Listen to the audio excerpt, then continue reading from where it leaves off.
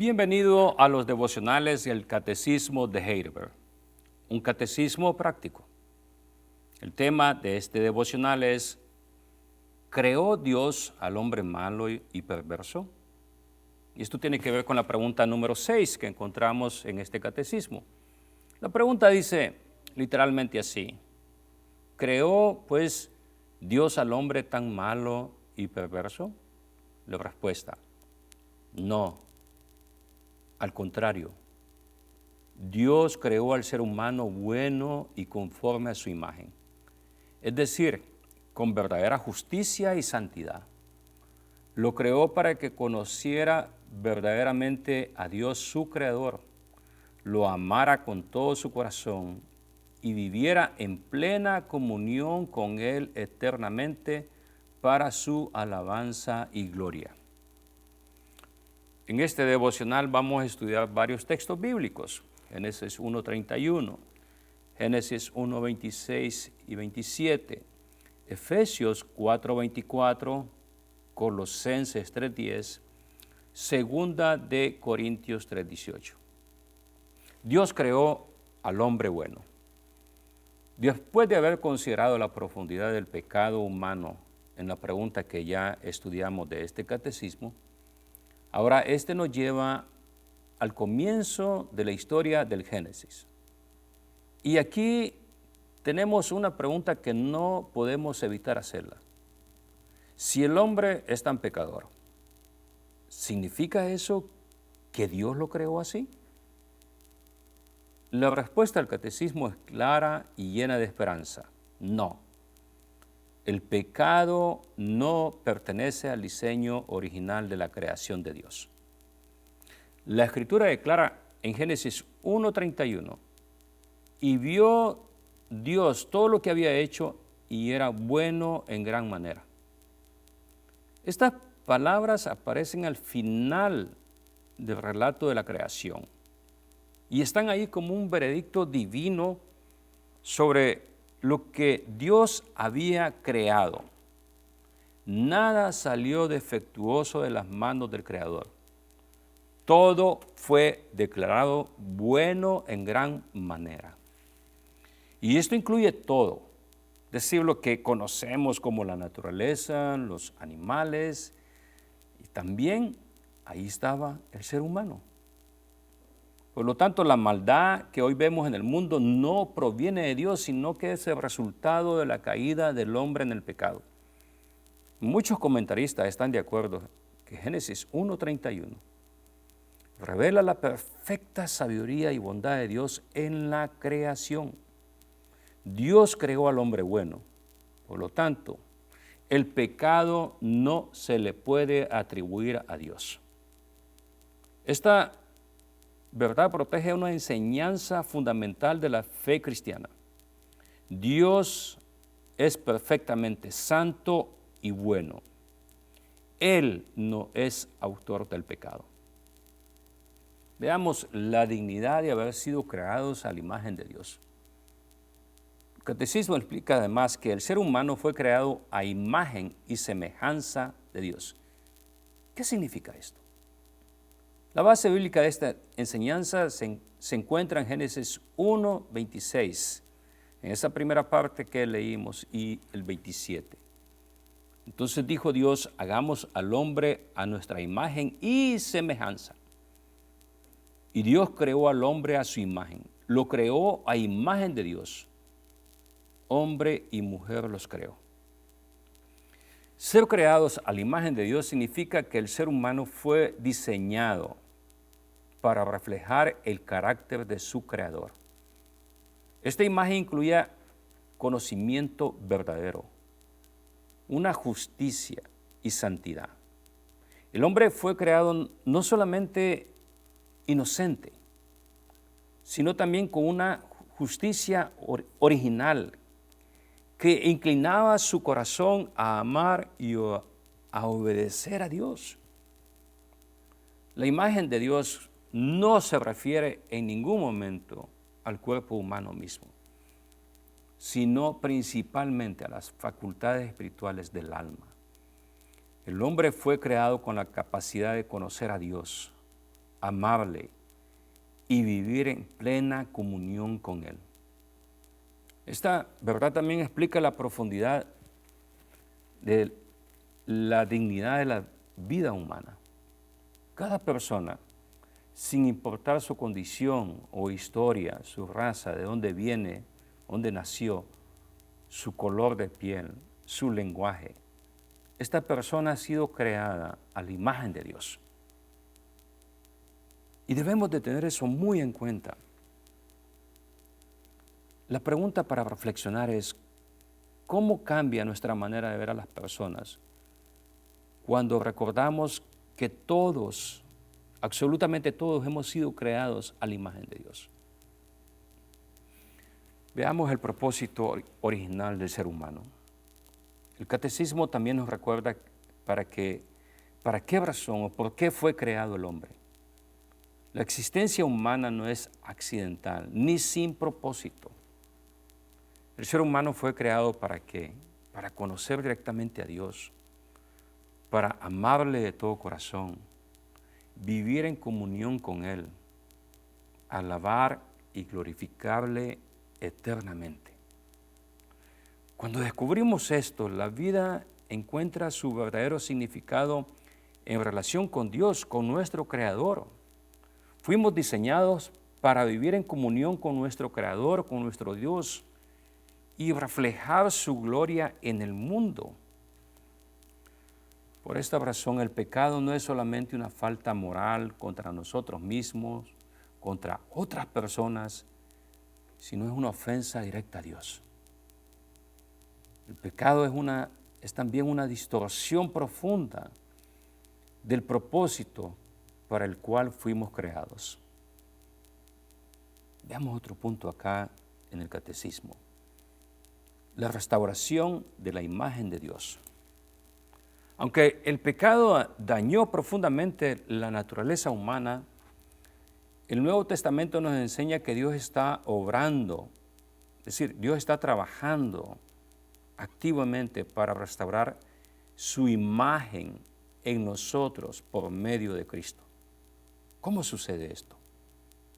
Es algo quizás para muchos será un lenguaje nuevo, una enseñanza nueva. Voy a repetir eso. Dios está obrando, está trabajando para restaurar su imagen en nosotros por medio de Cristo. El apóstol Pablo escribe en Efesios 4:24. Revístanse del nuevo hombre, creado según Dios en la justicia y santidad de la verdad. La salvación no consiste únicamente en el perdón de pecado, mis queridos hermanos. La salvación no solamente es el perdón de pecados y se acabó todo. No, también implica, es decir, que viene incluida ahí una renovación interna en el ser humano, en nosotros como hombres pecadores. Dios está recreando en los creyentes la justicia y santidad que el ser humano tenía en su estado original cuando fue creado. Y aquí es donde muchos hemos fallado en comprender la vida cristiana y el significado de lo que es cuando decimos que somos hijos de Dios. Entonces, ¿cómo podemos ser restaurados a la imagen de Dios? ¿Cómo podemos llegar a proyectar esa imagen de Dios en nosotros al mundo? Veamos qué nos dice Colosenses 3:10. Y se han revestido de la nueva naturaleza, la naturaleza del nuevo hombre que se va renovando a imagen del que lo creó hasta el pleno conocimiento. Entonces, este proceso de renovación de esta nueva naturaleza tiene su modelo perfecto en Jesucristo, quien es la imagen perfecta de Dios. En este texto es Dios quien nos ha revestido de esta nueva naturaleza. Es una obra de Dios, no es un acto humano, es un milagro mismo de Dios. La santificación claro, es progresiva. Y veamos algunos medios prácticos. La santificación progresiva es la obra continua de Dios por la cual el creyente es conformado a la imagen de Cristo.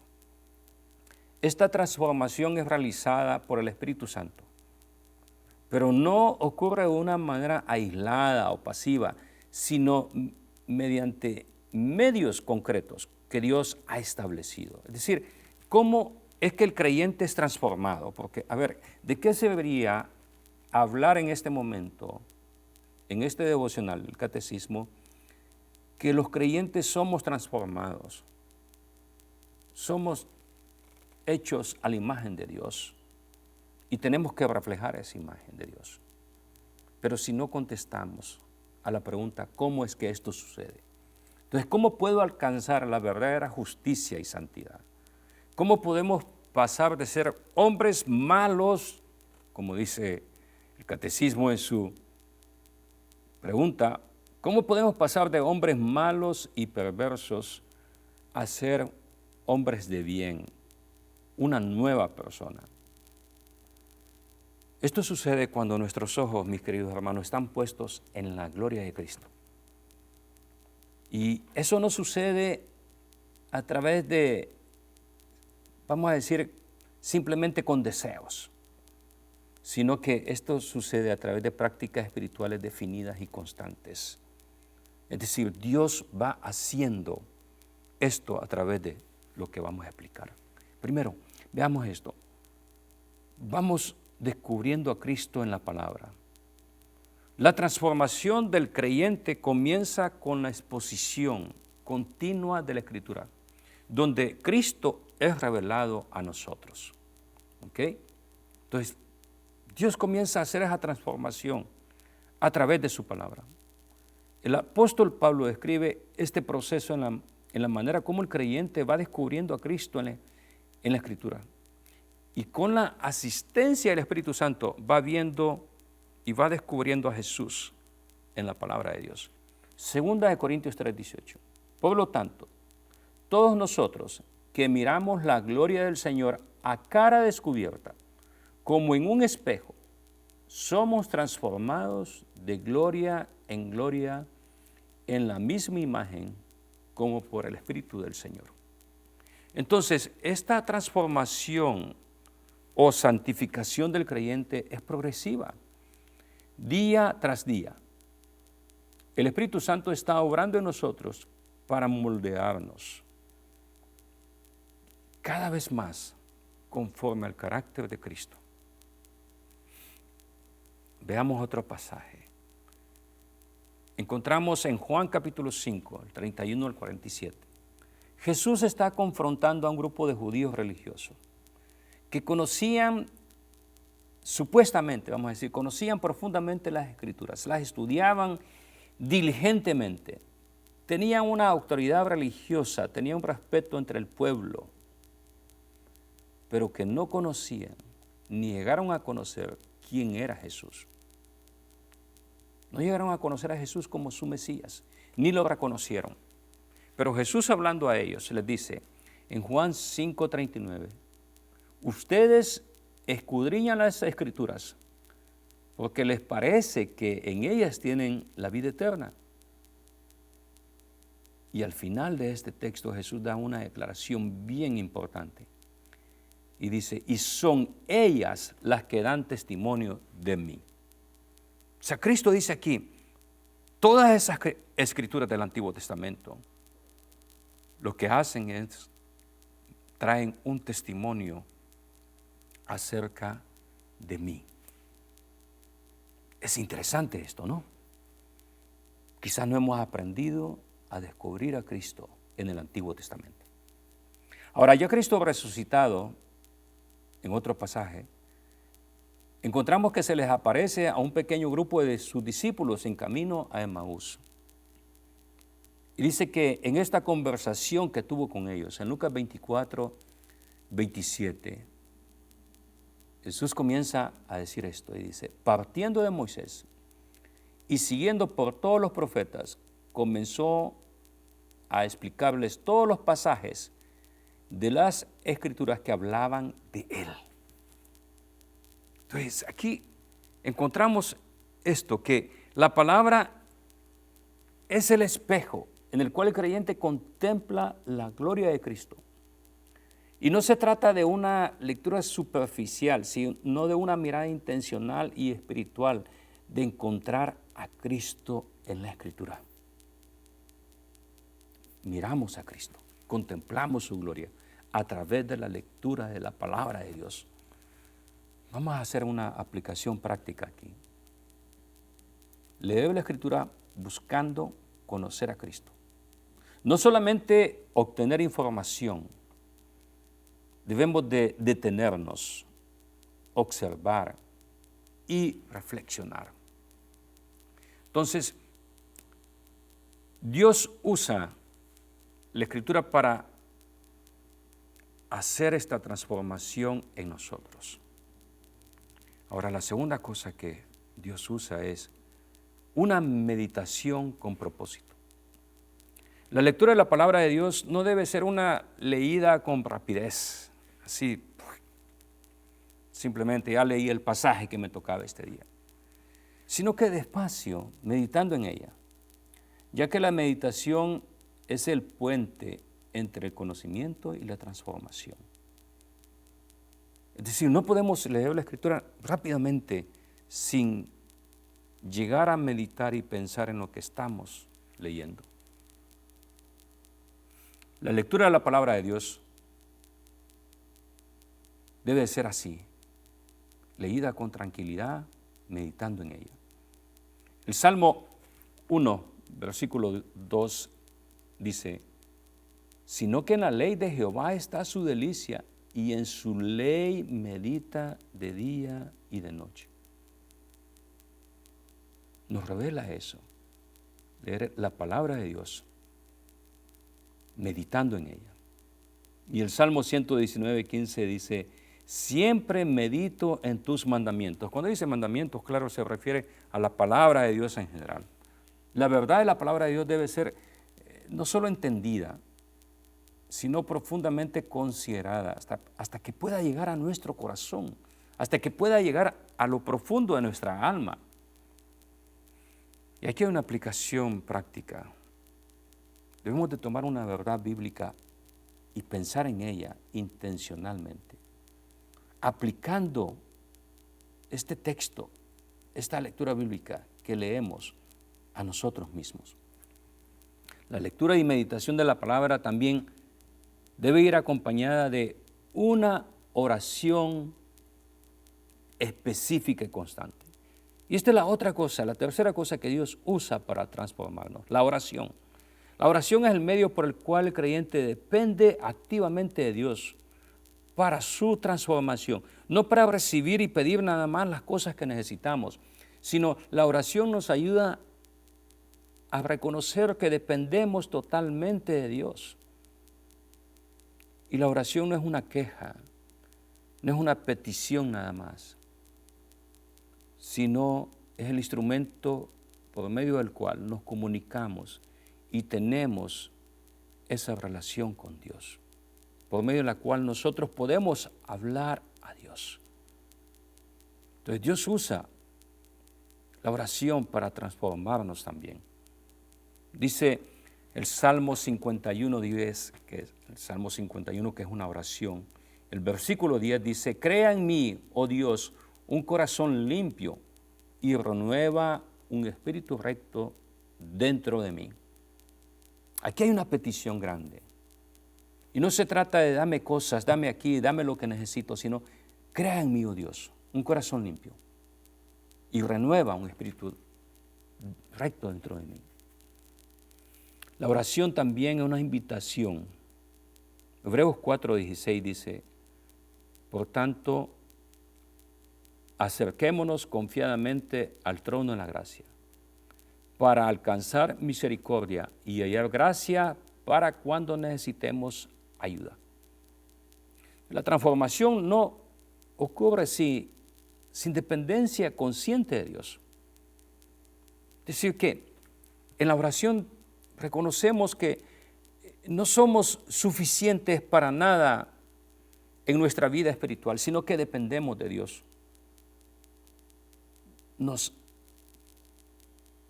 conectamos con Él en la oración y Él nos sostiene en sus manos. Aquí hay una aplicación práctica. Somos pecadores y necesitamos cada día confesar nuestros pecados específicos, concretos. No solamente decir a Dios, perdona mis pecados, no. En la intimidad,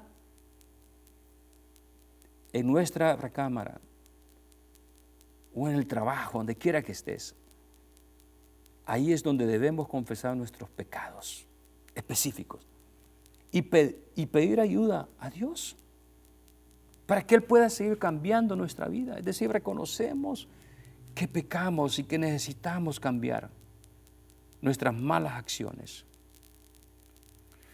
No olvidemos la pregunta y respuesta al catecismo, porque eso es lo que estamos haciendo aquí, ¿no?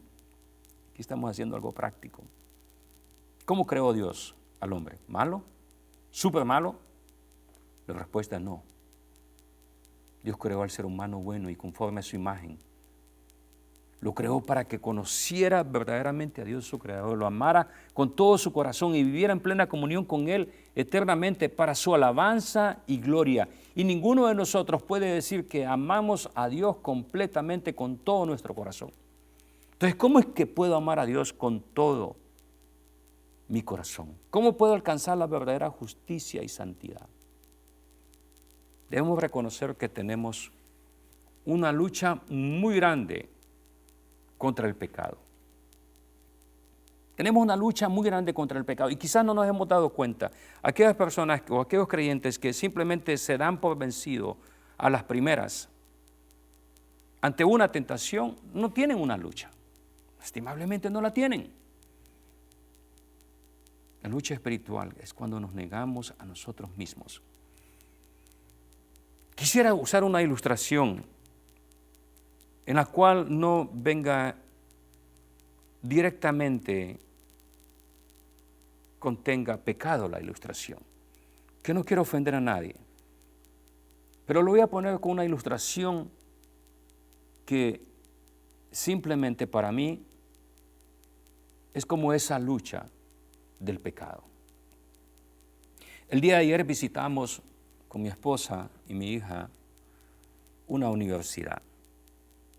Era la universidad una de las universidades donde mi hija está planeando asistir, o por lo menos son de las que se consideran que ella puede ir, es una universidad cristiana. Y el día de ayer era capilla, es decir, tenían servicio dentro de la universidad, un servicio muy lindo, una alabanza muy linda, un mensaje muy lindo, y después de eso tenían para todos los asistentes en una parte de afuera, pequeño parque que hay afuera, de donde celebran la capilla, el servicio, estaban repartiendo donas. Y todos los que íbamos en el grupo, de los que iban en grupo de la universidad de mi hija, los que le acompañaban, comieron donas. Y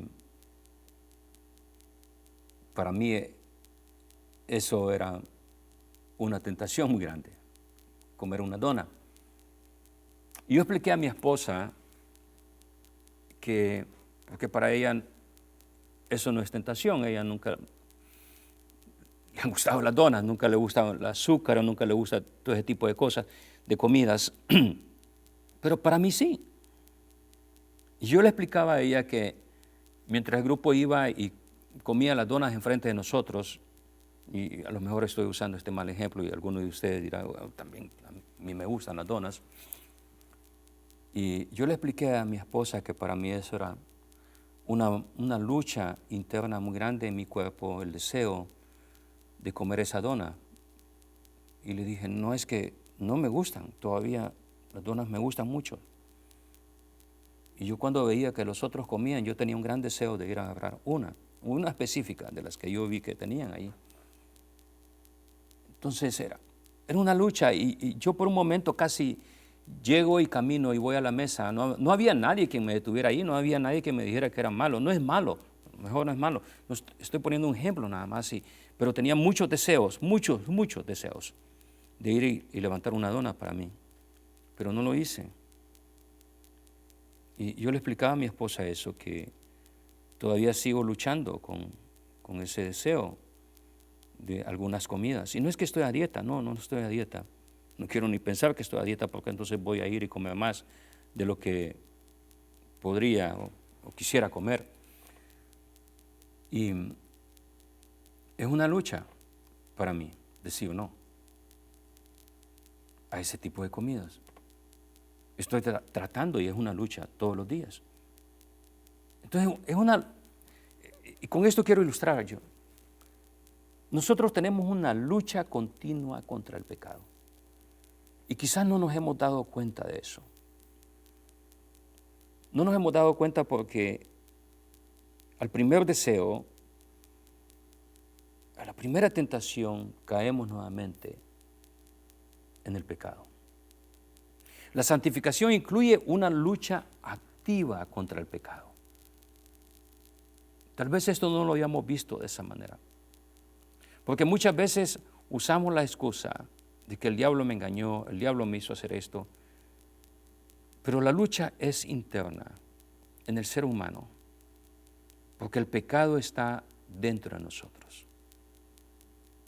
Y esto se convierte en una lucha espiritual todos los días.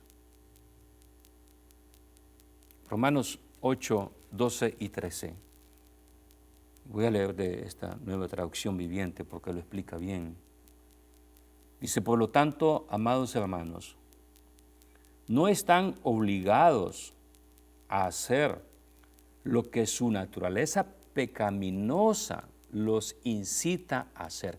Aquí el apóstol Pablo nos hace saber, nos dice, ustedes tenemos una naturaleza pecaminosa dentro de nosotros. Y hay un gran debate por el pecado original, por lo que sea, pero hay una naturaleza pecaminosa que los incita a hacer. El versículo 13 dice, pues si viven obedeciéndola, morirán. Pero si mediante el poder del Espíritu hacen morir las acciones de la naturaleza pecaminosa, vivirán. Aquí en este capítulo 8, puedes leer todo el capítulo 8, Pablo ilustra esa lucha espiritual interna del creyente entre hacer la voluntad de Dios, hacer lo que la palabra de Dios nos dice, o hacer lo que nuestros propios deseos nos incitan, nos llevan a hacer, a desobedecer a Dios. Las acciones de la naturaleza pecaminosa, las obras. Hay otro pasaje que quiero compartir con ustedes, Colosenses 3:5.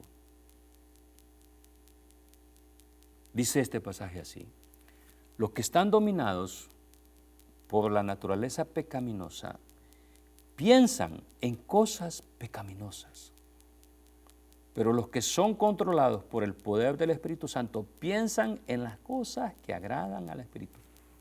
Dice, los que están dominados por la naturaleza pecaminosa piensan, y la idea es casi todo el tiempo en cosas pecaminosas, en el pecado, en la maldad. Pero dice, los que están controlados, los que están gobernados por el Espíritu Santo, piensan en las cosas que agradan al Espíritu. Es decir, que nuestro pensamiento debe estar controlado, mis queridos hermanos, por la palabra de Dios. No por lo que estamos siendo bombardeados todos los días a través de la radio, la televisión o los medios sociales en el teléfono. Debemos de vencer esta lucha espiritual como se debe de hacer, a través del Espíritu Santo, de la palabra de Dios, negándonos a exponernos a todo aquello que desagrada a Dios.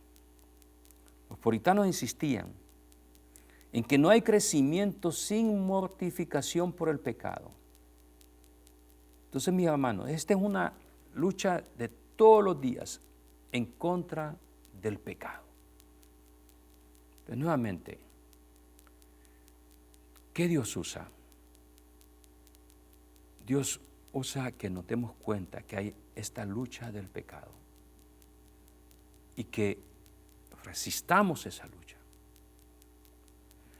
La otra cosa que el Señor usa es una vida en comunidad y bajo la palabra predicada en la congregación.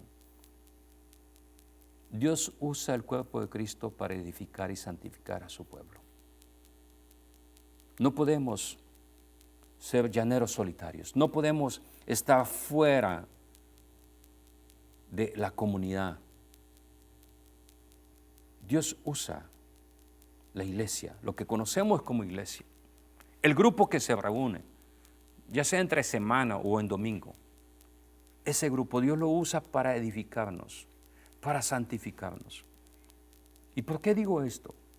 Porque es bien importante esto, que tengamos en cuenta que Dios usa a los hermanos, al pastor, a la congregación, para que juntos nos sintamos apoyados, que estamos peleando, estamos luchando, no solos, no estamos en soledad, estamos juntos. Entonces Dios usa el cuerpo de Cristo para edificar y santificar. Veamos esto, Hebreos 10, 24, 25. Tengámonos en cuenta unos a otros, a fin de estimularnos al amor y a las buenas obras. Veamos ese pasaje nuevamente, Hebreos 10, 24, 25. Tengámonos en cuenta unos a otros, a fin de estimularnos, de animarnos, ¿no?, al amor y a las buenas obras. No dejemos de congregarnos, como es la costumbre de algunos, sino animémonos unos a otros. Y con más razón, ahora que vemos que aquel día se acerca. El escritor de Hebreos nos anima a nosotros a que no nos enfriemos fuera de la unidad, de la congregación que experimentamos cuando venimos juntos y tenemos este servicio de adoración, de comunión, de lectura de la palabra en comunidad, de predicación, cuando estamos sentados en la congregación. La santificación es un proceso aislado, no sucede en la soledad. La congregación es donde podemos encontrar ánimo, apoyo para poder enfrentar las luchas todos los días. No podemos decir soy un soldado de Cristo cuando no tengo o no pertenezco a un cuartel. Decir necesito una base, necesito un grupo que esté conmigo. Y la iglesia, la congregación, es donde encontramos apoyo mutuo. Vamos a ir a una aplicación práctica aquí. Participar activamente en la iglesia y exponerse a la enseñanza fiel de la palabra de Dios nos va a ayudar en la santificación. Porque la santificación del creyente no es automática, sino que va avanzando paso a paso. Y esta se hace una realidad cuando el creyente, por la obra del Espíritu Santo, puede ver a Cristo en la palabra. Descubre a Jesús en toda la palabra que lee, ¿no? Medita en ella. Ora. Combate el pecado. Hay una lucha del pecado. Obedece y persevera en estos medios de gracia. No es un proceso pasivo, sino una cooperación activa con la obra del Espíritu Santo. Y el Espíritu Santo es el autor y consumador de la transformación del creyente. Es decir, el Espíritu Santo es el que nos cambia, nos transforma. Y claro, el Espíritu Santo usa la palabra, usa la congregación, usa los hermanos para podernos llevar a ese crecimiento espiritual. Dice Filipenses 2:13, porque Dios es el que produce en ustedes lo mismo, el querer como el hacer, por su buena voluntad. ¿Cuál era la pregunta del catecismo? ¿Creó Dios pues al hombre tan malo y perverso? No, al contrario. Dios creó al ser humano bueno y conforme a su imagen, es decir, con verdadera justicia y santidad. Lo creó para que conociera verdaderamente a Dios su Creador, lo amara con todo su corazón y viviera en plena comunión con Él eternamente para su alabanza y gloria.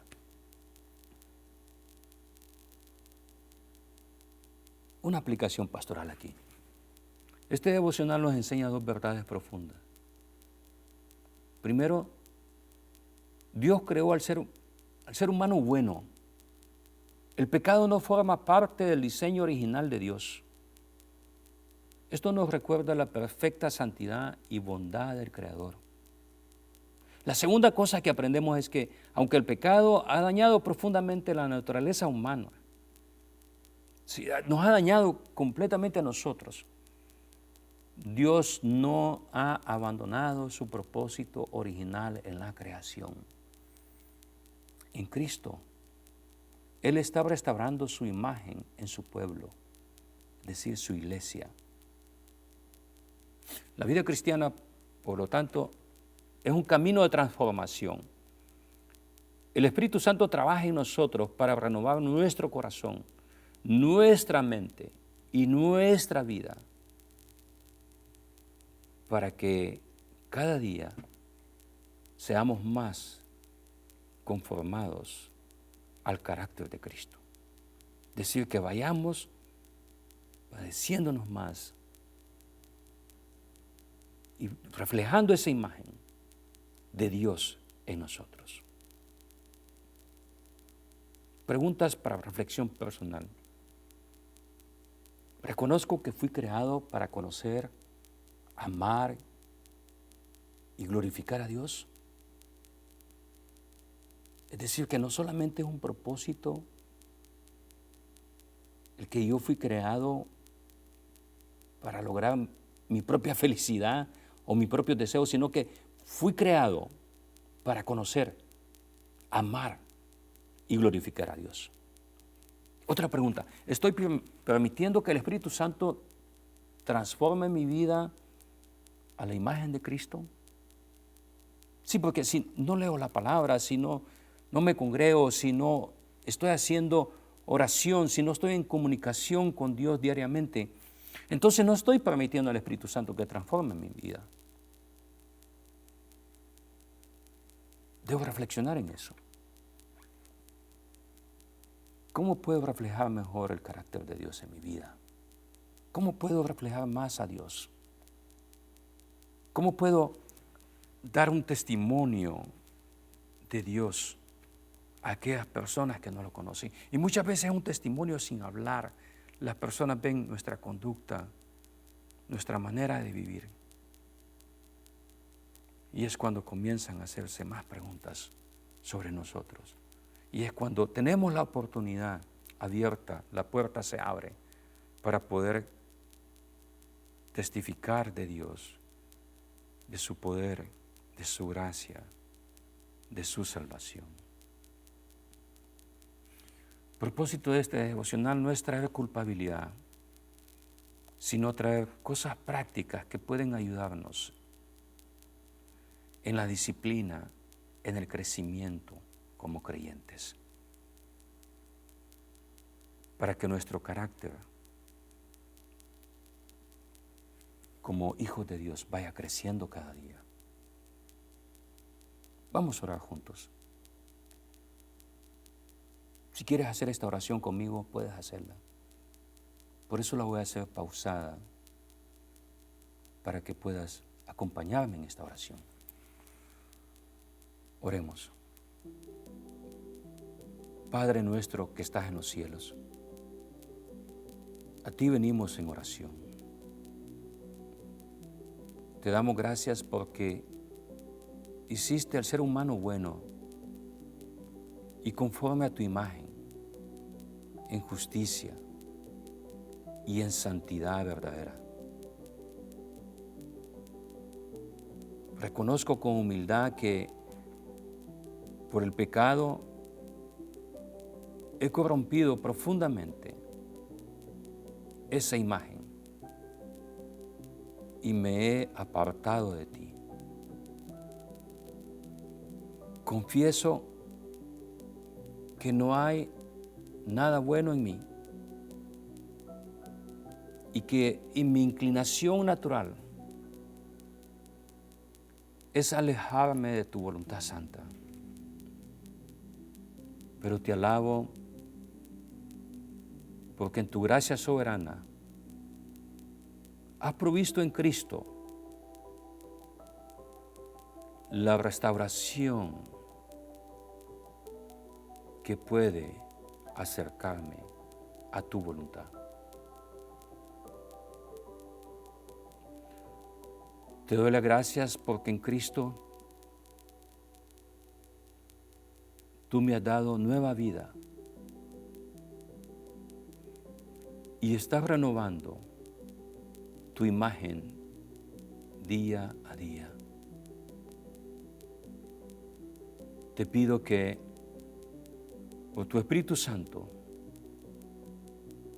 ilumines mi entendimiento para conocerte verdaderamente. Inclina también mi corazón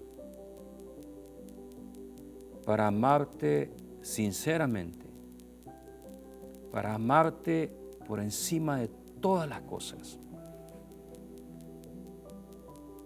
Fortalece mi voluntad para que pueda caminar en obediencia, odiando el pecado y buscando tu santidad. Haz que viva en comunión, oh Dios, contigo, hallando en ti, encontrando en ti el gozo y la satisfacción. Guárdame, Señor, firmemente hasta el fin, perseverando en la fe que tú mismo has hecho en mí.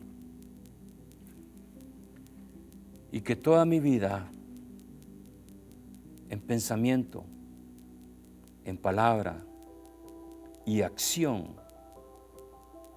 sea para tu alabanza y gloria. Por Jesucristo nuestro Señor y nuestro Salvador. He venido en oración a ti, oh Dios. Amén. Mis queridos hermanos, amigos, gracias por acompañarme en este devocional. Que Dios les bendiga.